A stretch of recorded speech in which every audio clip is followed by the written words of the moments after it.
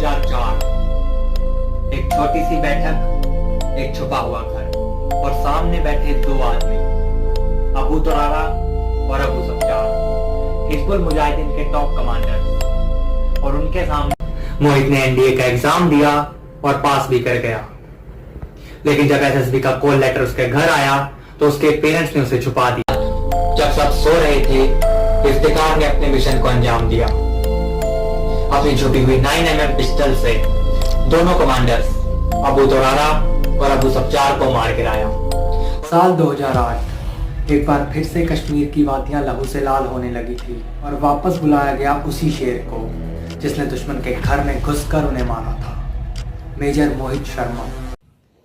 उसने कश्मीर में एक बहुत ही मजबूत इंटेलिजेंस नेटवर्क बना रखा था।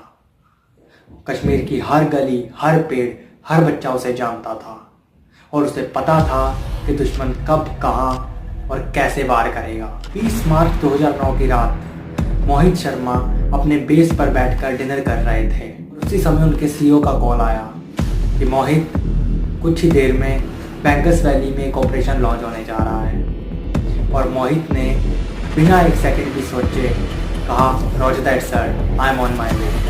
उसने तुरंत अपनी केवाटी टीम रेडी की, 1 पैरा सेक्टर कमांडर्स की, जिनके लिए मिशन के अलावा कुछ और नहीं होता। और रात के अंधेरे में शुरू हुआ ऑपरेशन। लेकिन उस दिन बैंगस वैली की जमीन कुछ शांत नहीं थी। बैंगस वैली में छुपा था मौत का दायरा।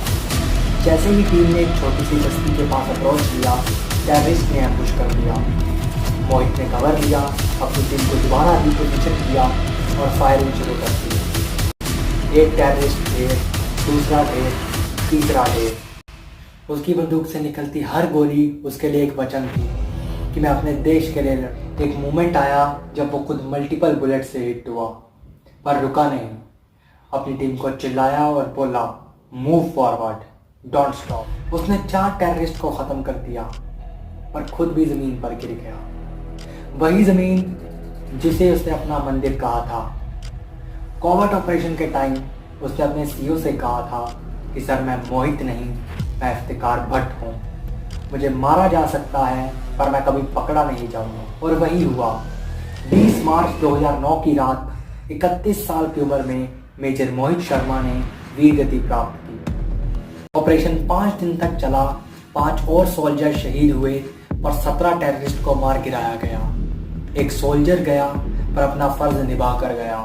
देश ने एक वीर खो दिया पर एक कहानी पैदा हो गई। उसके लिए देश ने सर झुकाकर कहा, मेजर मोहित शर्मा, अशोक चक्र, पीस टाइम का दूसरा सबसे बड़ा गैलेंट्री अवार्ड।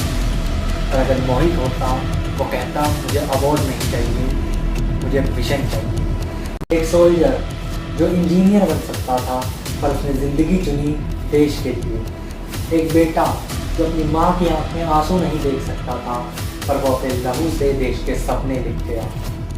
आज भी अगर आप कश्मीर की ठंडी हवा में कान लगाकर एक आवाज़ सुनने की कोशिश करो तो वो कह रही होती है कि मैं इफ्तिकार भट्ट नहीं, मैं मेजर मोहित शर्मा हूँ और मैं आज भी ड्यूटी पर हूँ। Salute to the legend major Mohit Sharma, who lived as a shadow but died as a light for the nation.